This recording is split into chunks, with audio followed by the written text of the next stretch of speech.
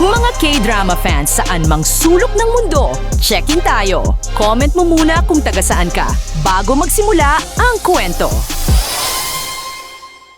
Kahit inosente at harmless ang itsura ng babaeng ito, sa totoo lang, isa siyang bangungot para sa maraming tao.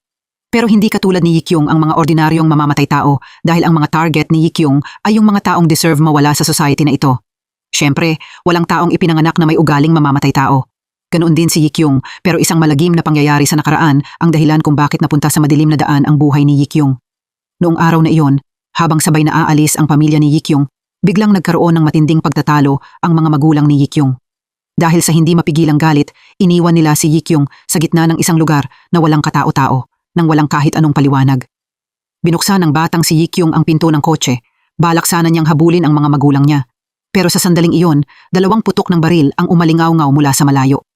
Ang tunog na iyon ang tuluyang nagpabago sa buhay ni Yikyung. Nang malaman ito ng tiyahin ni Yikyung, agad siyang tumawag sa pulis. Nang maghanap ang mga pulis kung saan-saan, ang nakita lang nila ay ang mga bangkay ng mga magulang ni Yikyung. Wala silang makitang kahit anong bakas ni Yikyung, pero inakala ng lahat na naaksidente si Yikyung. Isang himala ang nangyari. Matapos ang 1 linggong walang balita, ligtas na naglakad palabas ng gubat si Yikyung. Pero ang mahalaga dito, 5 taong gulang pa lang si Yikyung noong panahong iyon. Paano nakaligtas si Yikyung sa gubat sa buong panahong iyon? Hindi nagtagal, isang police psychologist ang pumunta sa bahay ni Yikyung para magsagawa ng investigasyon. Pero sinabi ni Jonghyun, ang tiyahin ni Yikyung, na wala raw naaalala si Yikyung. Sa sandaling ito, nakita ng doktor ang litrato sa ibabaw ng mesa. Itim na itim ang mukha ng ama. Agad na tinawag ulit ng doktor si Yikyung para itanong ang dahilan. Sinabi ni Yikyung na masamang tao ang kanyang ama at itim ang masasamang tao. Palaging iniisip ni Yikyung na ang mga itim na bagay ay dapat mawala at natural lang iyon. Inisip ni Jonghyun na nagbibiro lang ang kanyang pamangkin. Pero hindi inaasahan, kinabukasan nang pumunta si Yikyung sa park, nakita ni Yikyung ang lasing na kapitbahay na nagluluto ng karne ng aso sa isang bakal na kaldero. Iyon pala ang aso na hirap hanapin ng binata. Lumuhod ang binata at umiyak sa sobrang sakit. Pero sarcastic na sinabi ng kapitbahay na itinuring nga talaga niyang kamag-anak ang aso. Talagang baliw na ang mga tao ngayon. Sa oras na iyon, nakatayo si Yikyung sa hindi kalayuan. Nasaksihan mismo ni Yikyung ang buong pangyayari. Pagka-uwi ni Yikyung sa bahay, palihim siyang pumasok sa bahay ng lalaki. Habang natutulog ito, nagsindi si Yikyung ng apoy para magsunog ng uling. Walang makaiisip na ang isang batang 5 taong gulang pa lang ay kayang gawin ang ganoong bagay. Mahigit 10 taon ang lumipas at si Yikyung ay naging high school girl na. Noong araw na yon, nakita ni Yikyung at ng mga kaklase niya ang bangkay ng isang pusa sa sirang banyo. Iyon ang pusang madalas nilang pinapakain. Pinulot ni Yikyung ang isang lata ng cat food sa tabi nito at inamoy iyon. Nakaamoy siya ng kakaibang amoy na hindi niya maipaliwanag. Siguro nalason hanggang mamatay ang pusa. Siguradong isang tao sa school ang sala rin. Pumunta si Yikyung at ang mga kaibigan niya sa rooftop. Sabay-sabay nilang minamasdan ang mga taong dumadaan. Pagkatapos, isang kakaibang ngiti ang lumitaw sa mukha ni Yikyung dahil nahanap na ni Yikyung ang killer na pumatay sa pusa. Sa oras na iyon, tinanong ni Yikyung ang kaibigan niyang si Nayang kung ano ang gagawin niya kung si Nayang ang nakahanap sa killer. Sumagot si Nayang na gusto niya itong patayin dahil kung kaya niyang patayin ng malupit ang kuting, paano siya magiging mabuting tao. Nang gabing iyon, ang lalaking pumatay sa pusa ay kumuha ng gatas para inumin. Pagkatapos noon, nagsimula siyang mahilo at masuka. Nang pasuray-suray na pumunta ang lalaki sa pinto, natuklasan niyang nakalock ang pinto mula sa labas. Sa huli, namatay ang lalaki sa harap ng pinto. Sa labas ng pinto ay si Yikyung. Siya ang nasa likod ng lahat ng ito. Habang wala ang lalaki sa bahay, palihim na pumasok si Yikyung sa kwarto nito. Dumiretso si Yikyung sa refrigerator at nagbuhos ng antifreeze sa bote ng gatas. Para hindi makaramdam ng kakaiba ang lalaki, hindi nakalimutan ni Yikyung na alugin ang bote ng gatas. Kaya pagkatapos noon, hinintay na lang niya ang pag-uwi ng lalaki. Ginawa ito ni Yikyung dahil malupit na nilason ng lalaki ang pusa sa school. Mula nung pangyayaring iyon, parang nahumaling si Yikyung sa pakiramdam na ito. Nagsimula siyang patuloy na maghanap ng mga masasamang tao na hindi nahuhuli para gawa ng aksyon. Ang susunod na target ni Yikyung ay ang lalaking nasa TV. Siya ang lalaking inaresto dahil sa rape, pero sa huli, idineklara siyang inosente at pinakawalan. Una, sinundan ni Yikyung si Gyu-il papunta sa milk tea shop. Pagkatapos noon, inutusan ni Yikyung ang kanyang mga tauhan na magpanggap na network maintenance staff para makapasok sa store. Ginamit ng mga tauhan ang dahilan na aayusin nila ang network line. Pagkatapos, kinopya niya ang lahat ng data sa phone ni Gyu-il at ipinadala ito kay Yikyung. Pagkakuha ni Yikyung ng data, tuloy-tuloy na nakatanggap ng messages ang phone ni Gyu-il. Pinipilit ng mga fans si Gyu-il na mag-update agad ng bagong post.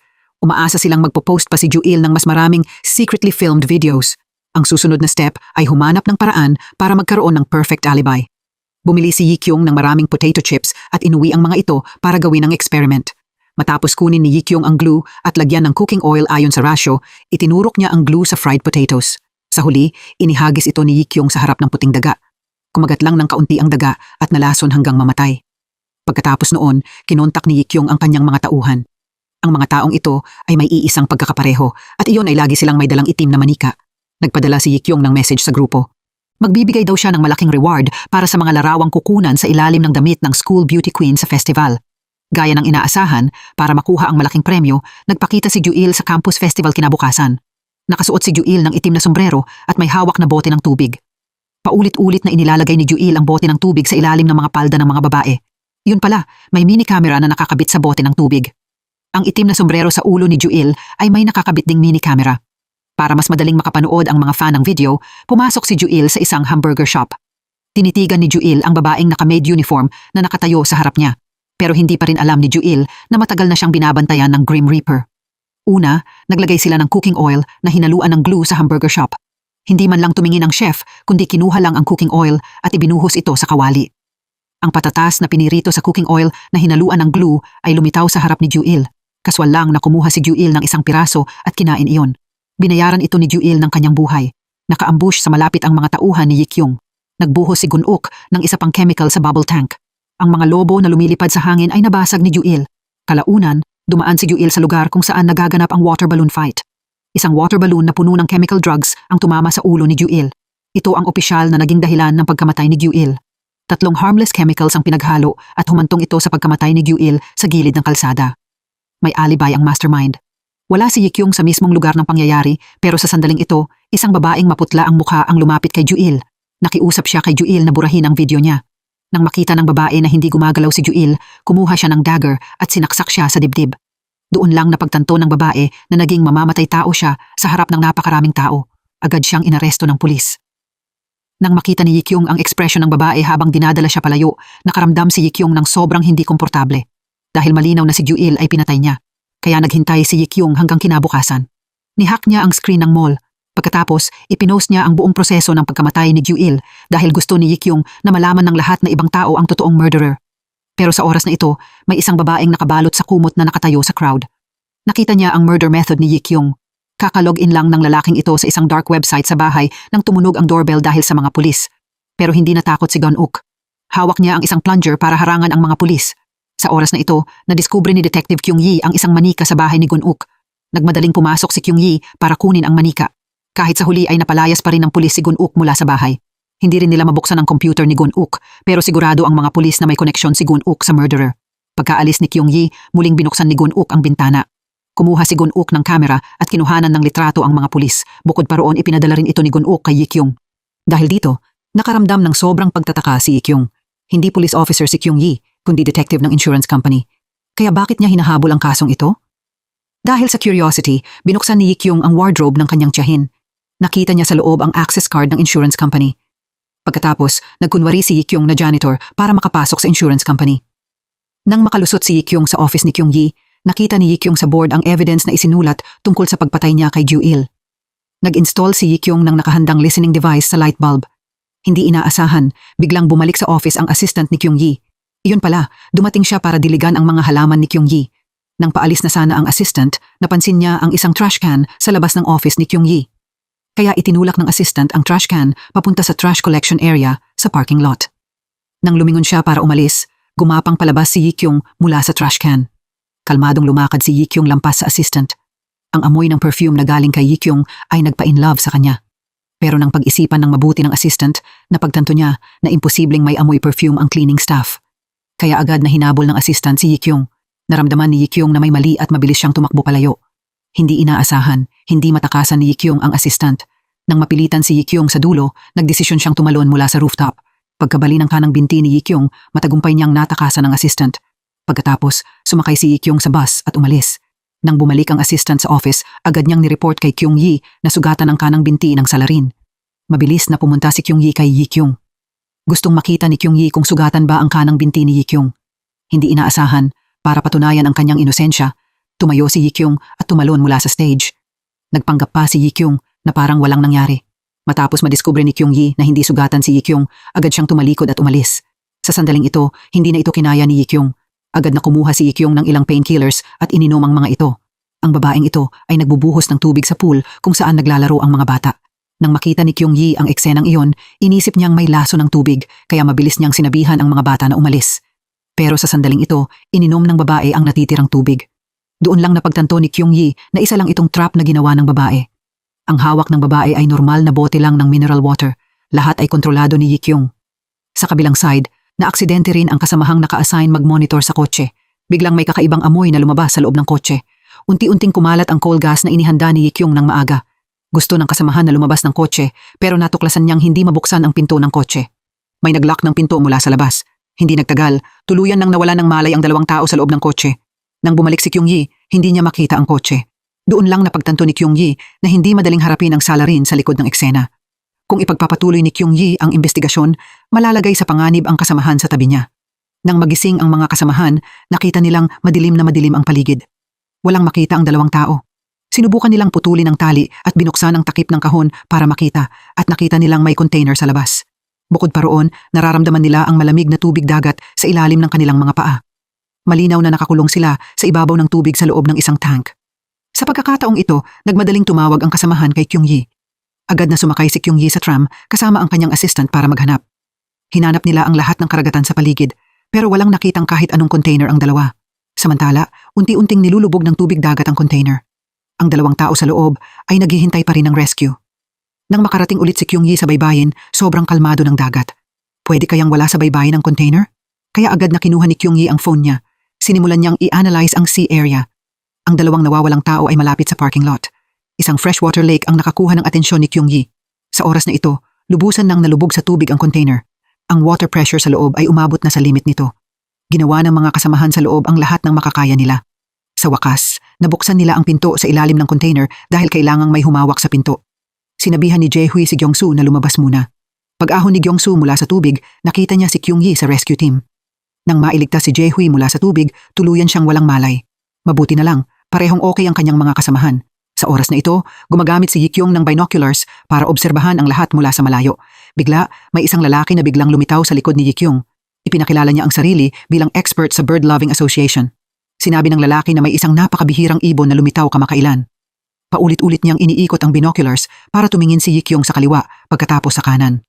Dahil dito, nahilo si Yikyung. Pagkatapos, kumuha ang lalaki ng paper package at ibinigay ito kay Yikyung pero walang pakialam si Yikyung. Ipagpapatuloy na sana ni Yikyung ang pag-observe kay Kyung-yi. Hindi inaasahan, sa sandaling ito, 2 pulis ang dumating para hanapin si Yikyung. Ipinaalam ng pulis na may natanggap lang silang report na may taong may dalang drug sa paligid dito.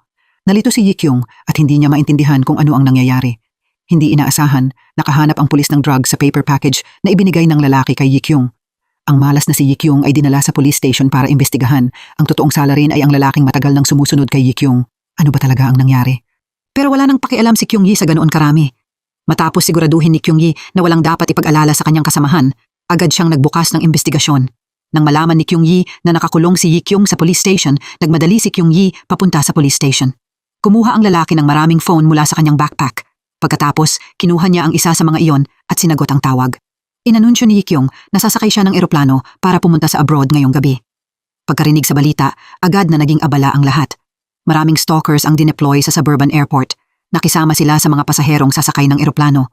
Ang buong airport ay naging isang trap para manghuli ng kriminal. Ang kakaiba, hindi mga police officer ang mga taong ito. Sumusunod lang sila sa utos ng isang matandang babae na nasa edad 60. Siya ang may-ari ng insurance company. Sa pagkakataong ito, personal ding pumunta si Yong-suk sa eksena para arestuhin siya pero laging misteryo ang identity ni Yong-suk.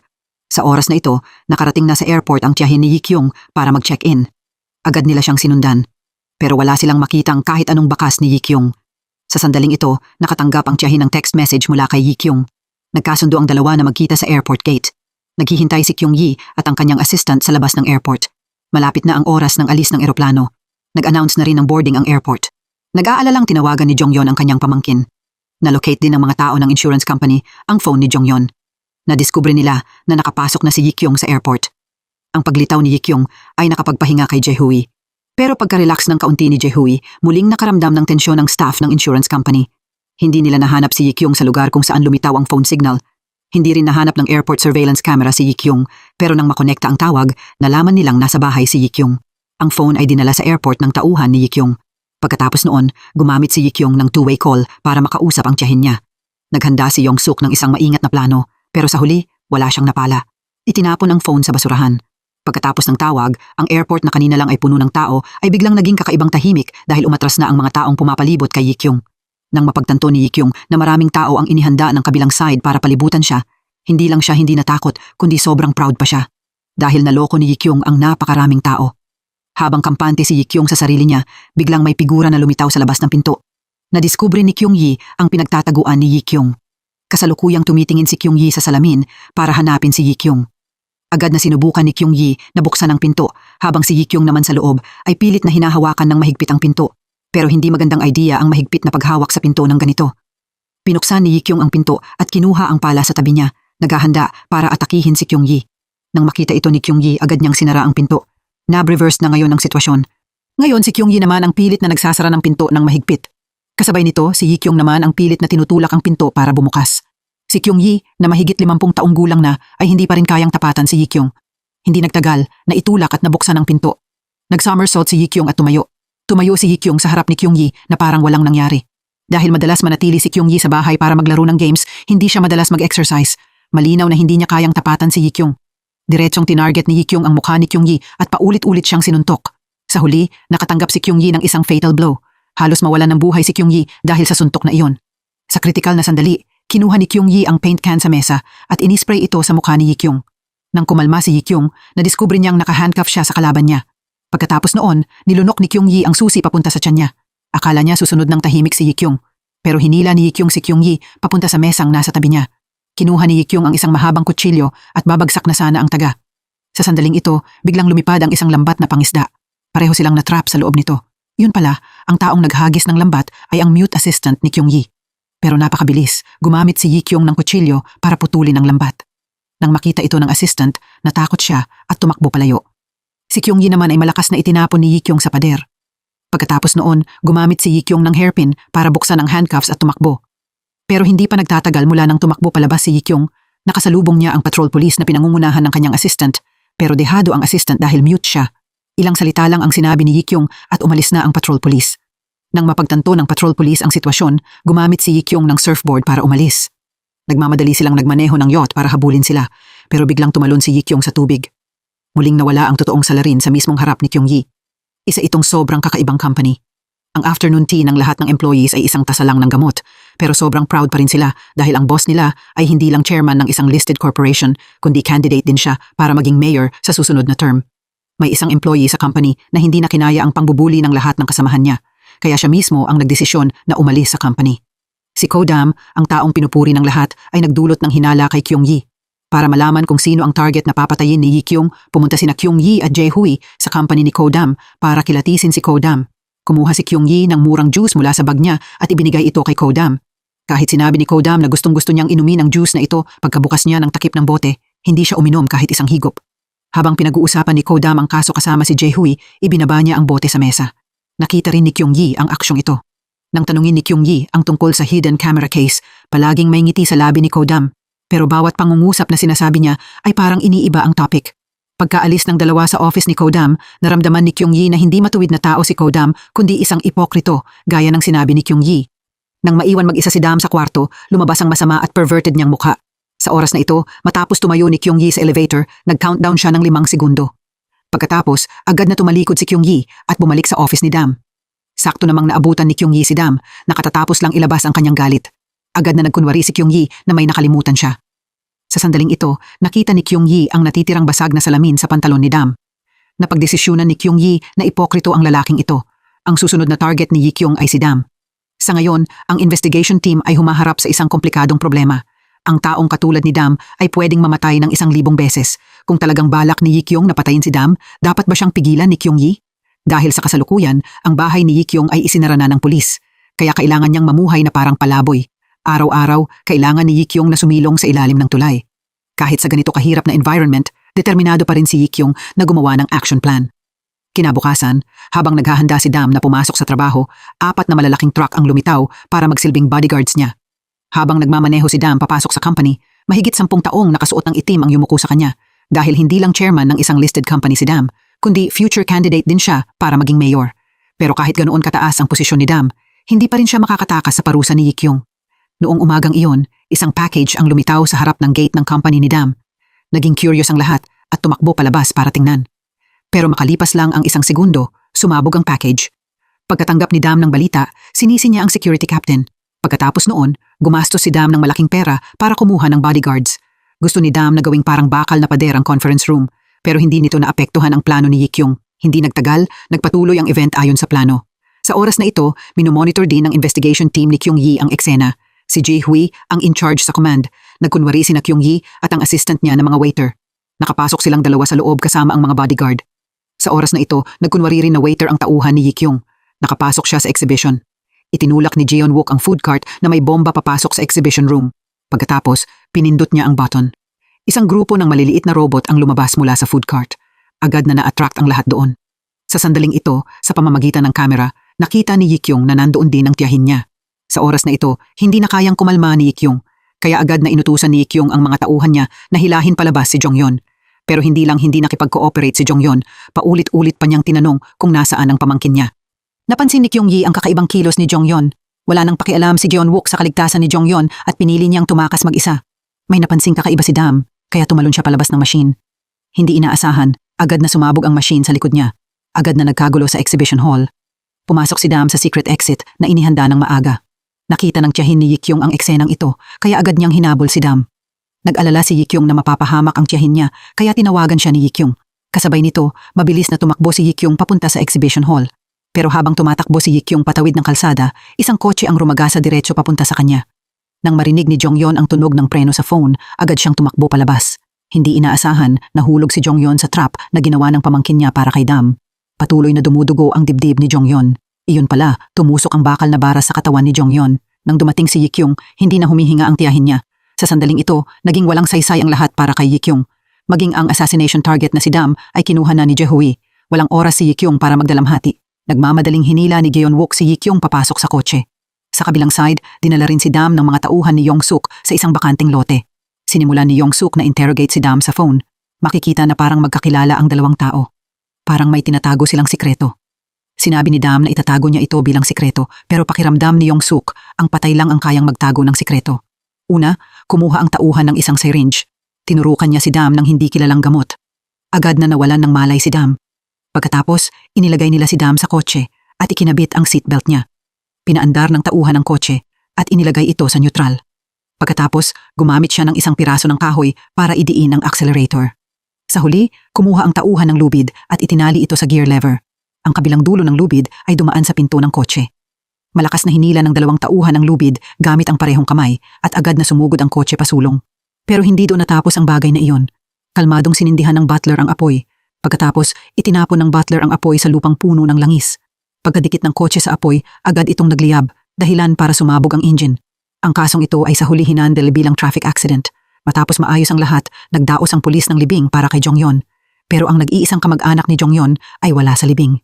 Sa oras na ito, nakaupo si Yikyung sa isang restaurant at kumakain.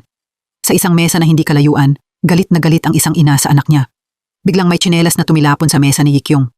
Nang makita ito ng may-ari ng restaurant, mabilis siyang tumakbo para humingi ng tawad pero nagkunwari si Yikyung na wala siyang pakialam. Pagkatapos noon, sinundan ni Yikyung ang babae palabas. Hinila ni Yikyung ang ina papunta sa teres. Isiniksik ni Yikyung ang tsinelas sa bibig ng babae. Pagkatapos, naghanda si Yikyung na itulak siya pababa. Ginamit ng babae ang lahat ng lakas niya para itulak si Yikyung pababa. Sinamantala niya ang pagkakataon para tumakas. Hindi inaasahan, isang beses lang bumahing si Yikyung at naihagis niya ang babae mula sa rooftop pababa. Nagmamadaling tumakbo palabas si Yikyung para tingnan ang sitwasyon at nakita niyang patay na ang babae. Pagkatapos noon, itinapon ni Jeon-wook ang katawan niya sa ilog. Dahil patay na si Dam, nawalan na ngayon si Yikyung ng goal sa pagpatay. Nasa tabi niya si Jeon-wook. Pinapaalalahanan si Yikyung kung hindi ba niya gustong ipaghiganti ang tiyahin niya. Talagang napukaw ng mga salitang ito ang interes ni Yikyung. Alam ni Yikyung na game addict si Kyung-yi. Kaya gumawa si Yikyung ng game account para kontakin si Jae-hui. Bukod pa roon, sinabi rin ni Yikyung na gusto niya munang makipagkita sa kabilang tao kahit isang beses. Ipinadala ni Kyung-yi kay Yikyung ang eksaktong meeting location. Pagkatapos, naghanda si Kyung-yi ng trap sa meeting point. Nahulaan na ni Yikyung na gagamitin ni Kyung-yi ang pagkakataong ito para hulihin siya. Lumakad si Yikyung sa likod ng lalaking nagpapanggap na waiter. Ngumiti si Yikyung at inakbayan siya. Lalapit na sana ang mga pulis para tumulong pero itinulak din sila ni Yikyong sa sahig. Kaagad pagkatapos noon, hinugot ni Yikyong ang dagger na inihanda niya ng maaga. Gumawa si Yikyong ng mahaba at malalim na hiwa sa braso ng lalaki. Tinawagan ni Yikyong si Kyung-yi at ipinaalam sa kanya na kinuha si Dam ng isang misteryosong tao. Pero inireport ng balita na traffic accident lang ang pagkamatay ni Dam. Malinaw na maraming tao sa investigation team. Pero bakit si Jaehui lang ang na-promote at nabigyan ng salary increase? Pagkatapos magsalita ni Yikyong, agad niyang binaba ang phone at umalis sa meeting place. Ang susunod na target ni Yikyong ay si Jaehui. Madalas mag-isa si Jaehui sa bahay. Nang hindi nakabantay si Jaehui, sinakal siya ni Yikyong gamit ang scarf hanggang sa nawalan siya ng malay. Kinabukasan, nang umakyat si Kyung-yi sa bundok, gusto niyang hanapin si Yong-suk para magtanong tungkol sa pagkamatay ni Dam. Pero iginiit ni Yong-suk na namatay si Dam sa isang traffic accident. Kasabay nito, sinisi rin ni Yong-suk si Kyung-yi dahil hindi raw siya focused sa trabaho niya. Tuwing pinapahintulutan ni Kyung-yi na makatakas si Yikyong, habang nag-uusap ang dalawa, biglang lumitaw si Yikyong sa harap nila na suot ang jacket ni Jaehui. Nagulat si Kyung-yi dahil dito. Parang naintindihan niya ang buong katotohanan ng nangyari. Hindi nagtagal, ikinulong si Kyung-yi sa trunk ng kotse. Pagkatapos noon, dinala si Kyung-yi sa isang lugar na walang katao-tao at ikinulong sa isang wine barrel. Sa huli, isang sipa ang nagpabagsak kay Kyung-yi pababa ng bundok. Mabilis na gumulong pababa ng bundok ang wine barrel, gumulong sa makapal na kagubatan, gumulong sa mga sapa, at sa huli, nahulog sa isang butas. Pagkagising ni Kyung-yi, napagtanto niyang nakahiga siya sa gitna ng isang madilim na butas. Ilang bakal na baras lang ang nasa paligid para sumuporta sa kanya. Hinubad ni Kyung-yi ang isang sapatos at inihagis ito pababa. Gustong makita ni Kyung-yi kung gaano kalalim ang butas. Bilang resulta, walang narinig na kahit anong tunog si Kyung-yi. Ibig sabihin, kung mahulog si Kyung-yi, ang naghihintay sa kanya ay siguradong kamatayan. Kaya dahan-dahang tumayo si Kyung-yi. Nagdesisyon si Kyung-yi na sundan ang gilid ng butas para makaalis, pero dahil sa kapabayaan, halos mahulog si Kyung-yi pababa. Samantala, hinahanap pa rin siya ng dalawang assistant ni Kyung-yi. Sa pamamagitan ng GPS device at sapatos ni Kyung-yi, tumakbo sila papunta sa isang tambakan ng basura sa labas ng city. Biglang may sapatos na nahulog mula sa garbage truck na nakakuha ng atensyon ng dalawa. Binaliktad ng mute na assistant ang insole para tingnan at nadiskubre niya ang GPS device ni Kyung-yi. Sa oras na ito, nagdesisyon si Kyung-yi na subukan ulit pero nadulas si Kyung-yi at muntik ng mahulog. Mabuti na lang, mabilis ang reaksyon ni Kyung-yi. Ginamit ni Kyung-yi ang kamay niya para kumapit sa bakal na baras. Desperadong sinundan ni Kyung-yi ang bakal na baras. Pagkatapos, balak niyang tumalon para kumapit sa ladder pero hindi inaasahan, bulok na ang ladder dahil maraming taon na itong hindi naayos.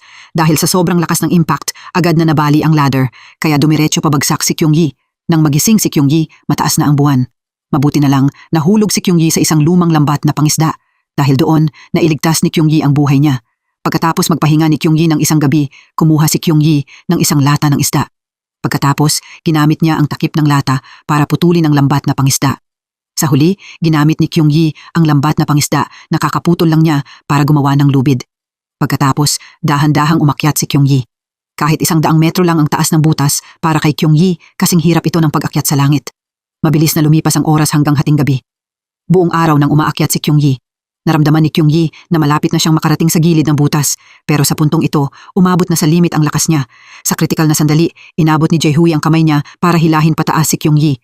Si Yong-suk ay isang sobrang malupit na ina. Itinulak niya ang ulo ng anak niya sa isang palangganang puno ng chili sauce. Ginawa niya iyon dahil lang pinakain ng anak niya ng kimchi ang isang babae sa publiko. Para mahalal bilang mayor ang panganay niyang anak, nag-organize si Yong-suk ng isang meeting dahil gusto ni Sung-tae na ipakita ang pagiging friendly niya sa media. Pinatry niya sa babaeng katabi niya ang kimchi na ginawa niya pero tinanggihan nito ang invitation. Nakita ito ng bunsong anak ni Yong-suk na si Hyun-tae kaya tumakbo siya palapit. Pinatry din ni Hyun-tae sa babae ang kimchi na ginawa niya. Hindi lang kinain ng babae ang kimchi, pinuri pa niya si Hyun-tae. Dahil doon, tinawag ni Yong-suk si Hyun-tae papunta sa kitchen. Iyon pala, kilala ni Hyun-tae ang babae. Dahil sa kanya na blackmail si Hyun-tae ng mga scammer. Sobrang nagalit si Yong-suk nang marinig iyon. Agad niyang idiniin ang ulo ng anak niya sa palanggana ng chili sauce. Pagkatapos ng activity, tinawagan ni Yong-suk si Yikyong. Gusto ni Yong-suk na asikasuhin ni Yikyong ang mga scammer na nang blackmail sa anak niya, pero sinabi ni Yikyong na masasamang tao lang ang pinapatay niya. Patuloy na kinuwento ni Yong-suk ang masasamang bagay na ginawa ng mga blackmailer. Ang mga bagay na ito ang nagpabago ng isip ni Yikyong. Isang lalaki ang nasa phone sa elevator. Hindi niya napansin si Yikyong na nagtatago sa likod ng maraming balloons. Bumitaw si Yikyong ng isang balloon para takpan ang kamera. Isa-isang sumabog ang natitirang balloons dahil may laman itong poisonous gas. Agad na kumalat ang poisonous gas sa buong elevator. Gusto ng lalaki na pindutin ang elevator alarm pero nakuryente siya hanggang mamatay. Hindi nagtagal, bumagsak ang lalaki sa sahig. Ito rin ang pinakamadaling pagpatay ni Yikyung dahil si Yongsuk ang bahala sa pag-aasikaso ng mga bangkay. Lumitaw ang susunod na target. Nagsimulang pagdudahan ni Yikyung ang motives ni Yongsuk. Sinubukan ng lalaki na mag-disguise para magtago sa mga puno dahil gusto niyang makinig ng palihim sa usapan ng ibang tao. Pagkatapos makinig, agad na umuwi ang lalaki para magsulat ng article. Bigla, tahimik na pumulupot ang fishing line sa leeg niya. Ganoon na lang nabitin ang lalaki sa bubong. Umakyat si Yikyung papasok sa bahay ng lalaki. Ang susunod na assassination target ni Yikyung ay ang reporter na ito. Nang makita ni Yikyung ang report sa computer ng reporter, nadiskubre niyang hindi kasing sama ng sinabi ni Yongsuk ang reporter na ito. Kaya bakit gusto niyang patayin ang lalaking ito? Tinakot ni Yikyung ang reporter at nahanap niya ang memory card sa bahay ng reporter. Ang laman ng memory card ay sikreto ni Dam. Inilagay ni Yikyung ang reporter sa isang cardboard box gamit ang express delivery service. Dineliver ni Yikyung ang reporter kay Jeon-wook. Hindi inaasahan, nasa bahay ng reporter ang grupo ni Kyung-yi at nahuli lang nila ang reporter. Na-repair na ni Jeon-wook ang memory card. Nadiskubre nila na ito ang kasong nangyari noon sa yacht. Bukod pa roon, ang bilang ng mga tao sa yacht ay kulang ng isang tao kumpara sa totoong bilang. Mukhang sinadyang i-edit ng ibang tao ang video na ito. Kaya hindi mahanap ni Yikyung ang taong ito para maghiganti. Sinabi rin ng reporter na ang pinanggalingan ng memory card ay si Dam. Hindi nagtagal bago ang aksidente ni Dam. Sa oras na ito, iniisip pa rin ni Yikyung na magaling siyang mag-disguise kaya walang nakakadiskubre sa kanya. Pero hindi inaasahan, may napansing kakaiba ang housekeeper. Napansin ng housekeeper na bago sumabog ang newsroom, may naglabas ng isang malaking cardboard box mula sa newsroom. Siguradong may problema ang box na ito. Pagkatapos bumalik ng housekeeper sa villa, pinuntahan niya si Yikyung para questionin. Inisip ng housekeeper na hindi pinatay ni Yikyung ang reporter sa newsroom na iyon. Kaya inutusan ng housekeeper ang ibang tao na turukan si Yikyung ng anesthetic. Pagkatapos, dinala nila si Yikyung sa isang secret room. Plano nilang pahirapan si Yikyung para makakuha ng statement. Pagkagising ni Yikyung, nakita niya ang isang lalaking may hawak na palakol. Patuloy na umaangat ang gilid ng labi ni Yikyung. Sa sandaling ito, may sigaw ng paghingi ng tulong na nanggaling sa prison cell. Ang susunod na ginawa ni Yikyung ay hanapin si Yongsuk para maghiganti. Ang lalaking ito ay isang ipokrito. Sa harap ng media, si Hyun Tae ay isang mabait at masipag mag-aral na young master. Pero sa totoo lang, si Hyun Tae ay isang playboy, dominante, at handang pumatay ng walang pagdadalawang isip. Madalas magmaneho si Hyun Tae ng yacht papunta sa dagat para mag-organize ng parties. Nag-iimbak at gumagamit siya ng maraming illegal drugs pero kalmado pa rin kumuha ng litrato si Hyun Tae gamit ang phone niya. Kasabay nito, binuksan ni Kyung-yi ang USB ni Dam at nalaman niyang ang taong binura sa video ay si Hyun Tae. Dahil gustong protektahan ni Yongsuk ang anak niya, inutusan niyang patayin si Dam. Dahil si Yikyung ang taong specialty ang pagpaparusa sa masasamang tao, siya rin ang target na gustong alisin ni Yongsuk. Dahil ang bunsong anak ni Yongsuk ay isang walang kwentang tao. Sa kabilang side, nakarating na si Yikyung sa labas ng temple. Dahil ang susunod na assassination target ni Yikyung ay si Hyun Tae. Binibigyang katwiran din ni Yongsuk ang mga krimen ng anak niya. Bigla, isang lalaki ang naghagis ng acid diretso sa mukha ni Yongsuk. Agad na nagkagulo ang eksena. Agad na hinubad ni Jae-hui ang shirt niya para takpan ang camera lens. Hindi nagtagal, dinala si Yongsuk sa hospital. Pumunta rin si Kyung-yi sa hospital para bisitahin si Yongsuk. Pero hindi alam ni Yongsuk na naging ganito siya dahil kay Kyung-yi. Ipinadala ni Kyung-yi ang video sa yacht sa lahat ng sikat na reporter sa newsrooms. Para kay Kyung-yi, basta malaman ng lahat ang ginawa ni Hyun Tae, hindi maglalakas loob si Yikyung na maliitin ang kalaban niya. Sa kabilang side, nahanap ni Yikyung ang assistant ni Kyung-yi. Kahit matagal nang sumusunod at nag-iimbestiga ang assistant kay Yikyung, na-appreciate din niya ang paraan ni Yikyung ng pagpaparusa sa masasamang tao. Kaya ibinigay ng assistant ang USB ni Dam kay Yikyung. Matapos malaman ni Yikyung ang krimen ni Hyun Tae, agad niyang tinawagan si Jeon-wook. Sinimulan nilang mag-assign ng tasks. Basta lumitaw sa video ang isang masamang tao, sabay-sabay silang makakatanggap ng itim na manika. Nang umatras ang mga tauhan ni Yikyung mula sa eksena, nakasalubong nila si Kyung-yi. Hindi pa rin alam ni Yikyung na naaresto na ang mga tauhan niya. Sa ngayon, pinaplano pa rin ni Yikyung na asikasuhin si Hyun Tae. Dinala ni Yikyung ang text message mula kay Sung Tae papunta kay Sung Tae. Dito, isinulat ni Sung Tae, kung mamamatay ang nakababatang kapatid niya, hindi lang sina Yikyung at Yongsuk ang matutuwa, kundi mababawasan din ng isang walang kwentang tao ang mundo. Pagkarinig nito, agad na sinabi ni Sung Tae kay Yikyung na handa si Sung Tae na magbayad ng 1 bilyong won para asikasuhin ni Yikyung ang kanyang ina at kapatid. Pagkatapos noon, nag-organize din si Sung Tae ng isang meeting. Plano ni Sung Tae na ilantad ang mga krimen ng kapatid niya sa harap ng lahat ng reporter. Pero may mga tauhan si Yikyung na nakihalo sa press conference. Nang magsalita si Sung Tae, agad silang gumawa ng gulo na naging dahilan para matabunan si Sung Tae ng crowd. Sa oras na ito, naaksidente rin ang butler na nagpaplanong tumakas papunta sa abroad. Biglang nasiraan ang kotse ng butler sa gitna ng kalsada. Biglang lumitaw si Yikyung sa likod ng butler. Tinamaan ni Yikyung ng tranquilizer dart ang ulo niya. Pagkatapos, kinuha ni Yikyung ang baril mula sa bulsa niya. Pagkatapos, binuksan ni Yikyung ang pinto ng kotse. Sa sandaling ito, si Young-suk ay parang kambing na pwedeng katayin anumang oras. Maglalaro na sana si Yikyung ng isang thrilling game kasama si Young-suk. Kapag natalo siya, mamamatay si Young-suk. Biglang tinanong ni Yikyung kung kailangang pumili ni Young-suk sa pagitan ng pagpatay sa 20 suspect o sa anak niya, alin ang pipiliin niya? Sa oras na ito, hindi pa rin alam ni Young-suk na tinipon na ni Yikyung ang 20 suspect. Kasama sa kanila si Sung-tae. Bigla, 2 maliit na electric toy ang lumitaw sa sahig. Ang isa ay kumakatawan kay Sung-tae at ang isa naman ay kumakatawan sa 20 suspect. Kailangang pumili ni Young-suk sa loob ng 60 segundo. Pero ang ikinagulat ni Yikyung ay pinili ni Young-suk na iligtas ang buhay ng 20 suspect. Sobrang nagulat si Yikyung dahil dito. Hindi niya inaasahan na ang isang makasariling matandang babae na tulad ni Young-suk ay kaya palang gawin ang ganoong bagay. Pero hindi pa tapos ang lahat. Nasa kamay ni Yikyung ang 1 bilyong won ni Sung-tae, kaya hindi siya pwedeng umatras sa sinabi niya, kaya pinulot ni Yikyung ang 2 electric toy. Ang isa ay kumakatawan kay Hyun-tae at ang isa naman ay kumakatawan kay Young-suk.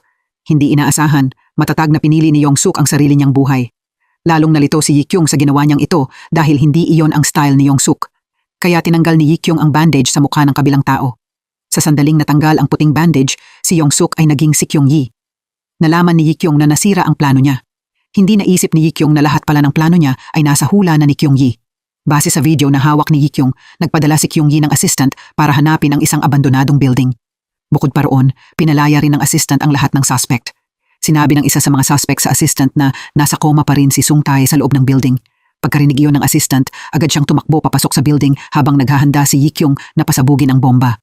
Agad na humanap si Kyung-yi ng topic na pag-uusapan para magpaantala ng oras. Sinabihan ni Kyung-yi si Yikyung na ibigay sa kanya ang remote control para siya ang pumindot. Sa huli, talagang pinindot ni Kyung-yi ang button. Agad na sumabog ang buong building. Agad na tumakbo si Jahui papasok para hanapin ang assistant. Mabuti na lang nahanap ni Jahui ang assistant at si Sung-tae sa refrigerator. Samantala, pinalibutan ng mga tauhan ni Young-suk ang theater. Itinutok ni Young-suk ang baril diretso kay Yikyung. Maging si Young-suk ay pumunta rito na may hitsura ng paghihiganti. Kinuha ni Young-suk ang baril at bumagsak si Jeon-wook sa sahig. Gusto ni Kyung-yi na tingnan ang sitwasyon pero pinigilan siya ni Young-suk. Malinaw na balak ni Young-suk na patayin ang lahat. Sa sandaling ito, kinuha ni Yikyung ang pistol at binaril ang kalaban. Habang iniiwasan nila ang mga bala, hinila ni Yikyung si Jeon-wook para magtago sa likod ng kurtina. Pero si Jeon-wook, nasugatan na, ay nabaril ulit at nasa panganib ang buhay niya. Nang makita ni Young-suk na wala nang matatakasan ng 4, pinayuhan niya silang tumigil na sa paglaban at manatili na lang sa lugar nila. Pero biglang naghagis ng bomba si Kyung-yi. Nakita ito ni Yikyung at agad siyang tumakbo para pindutin ang detonator. Nang kumalma si Kyung-yi, nakatakas na si Yikyung kasama si Jeon-wook. Hinabol ni Kyung-yi ang dalawa at nakita niyang sumakay sila sa train kaya nagdesisyon siyang sundan sila. Nasa iisang train car ang tatlo. Kailangan na nilang maghanda para sa final match. Sa sandaling ito, biglang tumawa si Yikyung. Tinanong ni Yikyung si Kyung-yi kung alam ba niyang matagal na siyang sinusundan ng assistant ni Kyung-yi. Nang makita ni Yikyung na walang reaction si Kyung-yi, tumawa ulit siya at sinabi ang dahilan. Yun pala, 5 taon na ang nakalipas, si Kyung-yi ay isang sikat na prosecutor. Pero isang araw, tumalon sa ilog ang estudyante ng asawa ni Kyung-yi. Habang nagtataka ang lahat kung ano ang nangyari, may nagturo sa asawa ni Kyung-yi at sinabing siya raw ang naglaro sa feelings ng estudyante. Noong panahong iyon, kahit si Kyung-yi ay naniwala rin. Kinwestiyon ni Kyung-yi ang asawa niya tungkol sa nangyari. Nang makita ng asawa na ang minamahal niyang asawa ay hindi naniniwala sa kanya, sa huli, hindi na kinaya ng asawa ni Kyung-yi ang pressure at tinapos niya ang sarili niyang buhay. Pero ang totoo, ang babaeng tumalon sa ilog noong panahong iyon ay may lihim na boyfriend at iyon ay ang assistant ni Kyung-yi. Pero dahil sa takot, pinili niyang magpanggap na wala siyang alam. Ang dahilan kung bakit pinili niyang maging assistant ni Kyung-yi ay dahil hindi pa rin niya malampasan ang hadlang sa puso niya. Pagkatapos magsalita ni Yikyung, agad na sumugod si Kyung-yi at hinawakan ng assistant. Alam ni Yikyung na nagtagumpay siya, kaya kumuha siya ng baril at ibinigay ito kay Kyung-yi para papiliin si Kyung-yi kung babarilin niya ang sarili niya o ang assistant niya. Hindi inaasahan, biglang sumugod si Kyung-yi para labanan si Yikyung. Ang assistant na tumakbo para tumulong ay natumba ni Kyung-yi. Hindi kayang tapatan ni Kyung-yi si Yikyung. Matapos ang ilang sandaling labanan, nawalan ng malay si Kyung-yi. Nang kakalabitin na sana ni Yikyung ang gatilyo, nagising si Santa. Agad na binuksan ni Santa ang pinto, niyakap si Yikyung at tumalon palabas. Pareho silang nawalan ng malay sa gubat. Sa huli, inaresto ng pulis si Yikyung. Isang walang katapusang sentensya sa kulungan ang naghihintay kay Yikyung. Dinala si Kyung-yi sa hospital para gamutin. Nasiyahan si Kyung-yi sa pag-aalaga at atensyon ng lahat. Sa huli, inaresto rin ng pulis si Young-suk dahil nailabas ang video. Si Hyun-tae ay kinasuhan ng sinadyang pananakit at rape. Kahit walang ginawang mali si Sung-tae, nadamay pa rin ang pamilya niya. Sa huli, kinailangan ni Sung-tae na umatras sa election list Dahil sa mundong ito, lahat ng maling ginawa ay may balik na kabayaran.